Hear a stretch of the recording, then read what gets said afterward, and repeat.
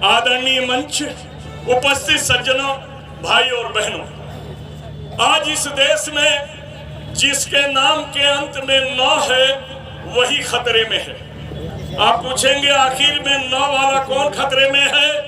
तो पहला ले लीजिए, संविधान के अंत में 9 है, संविधान खतरे में है, मुसलमान खतरे में है, नौजवान खतरे में है, इस देश का किसान खतरे में है, और इसीलिए मैं कहता हूं कि पूरा हिंदुस्तान खतरे में है और इंसान खतरे में है। पूरा हिंदुस्तान, भारत खतरे में है और यहाँ का इंसान खतरे में है। और इसीलिए मैं कहने आया हूं कि हर कोई अपनी हस्ती का निगहबान बने, गम की तूफान में संगीन सी चट्टान बने, बाद में चाहे वो हिंदू या मुसलमान बने, पहले इंसान को लाजिम है कि इंसान। हेलो भैया। दोस्तों, इस ईवीएम में 3 मशीन जो ले रहा है आपके अधिकार को छीन, आप बोलेंगे कौन सा 3? एक जिसे आप दबाते हैं, दूसरा जो 7 मिनट 7 सेकंड दिखाता है, और तीसरा गिनती मिला के गड़बड़ कराता है, और आपको जिसे चाहे उसे जिताता है और जिसे चाहे उसे हराता है। यही 3 पार्ट है ना। पहला पार्ट क्या है? जिसे आप दबाते हैं, दूसरा एक झटके में झलक दिखाता है, और तीसरा काउंट करके अंदर चला जाता है, और जिसे चाहे चुनाव आयोग जिताता है और हराता है। दोस्तों, मशीन है और इसे हटाने में इनका क्या जा रहा है? हम पर ही तो कर लगते हैं, चाहे बैलेट पेपर छपाइए या मशीन मंगाइए, हम करदाता है। और आज करदाता ही नहीं, अन्नदाता भी परेशानी में है, और वही नहीं, न्याय की बात करने वाले आज हमारे बीच आए हैं। और इसीलिए मैं कहना चाहूंगा, मैं 3 मिनट बोलने की इजाजत लेकर आया हूं, मगर आपसे एक बात कह दूं, तुम न जागोगे, तुमको जगाएगा कौन? तुम न जागोगे, तुमको जगाएगा कौन? देश के संविधान को बोलो बचाएगा कौन? देश के संविधान को बोलो बचाएगा कौन?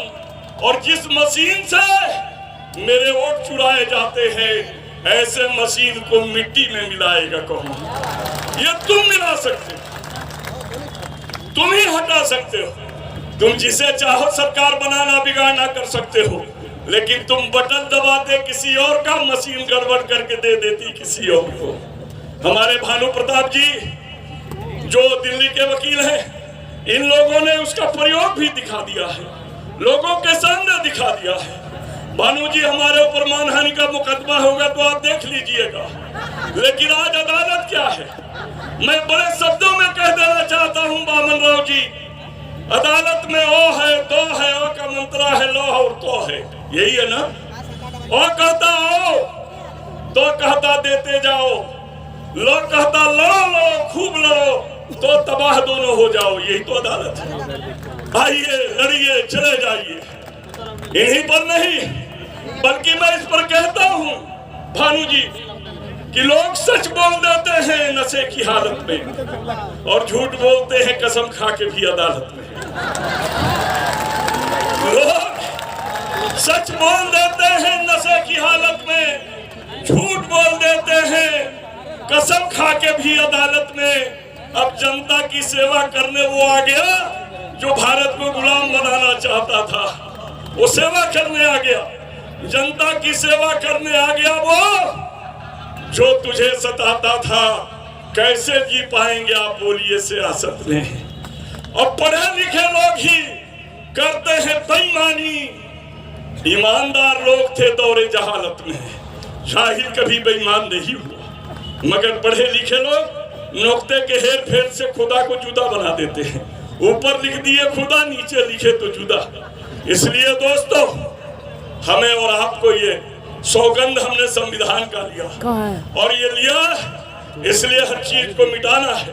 और इसीलिए मैं कहना चाहूंगा, मेरे भाई ने कहा, आप अपने जहन में लड़ने की महारत रखें, आप अपने जहन में लड़ने की महारत रखें, और दिल में बसा करके अपने भारत रखें।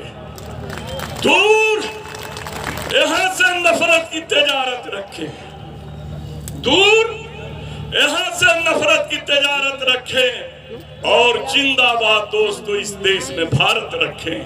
भारत को बचाइए, ईवीएम को हटाइए, भाई भाई को एक कराइए।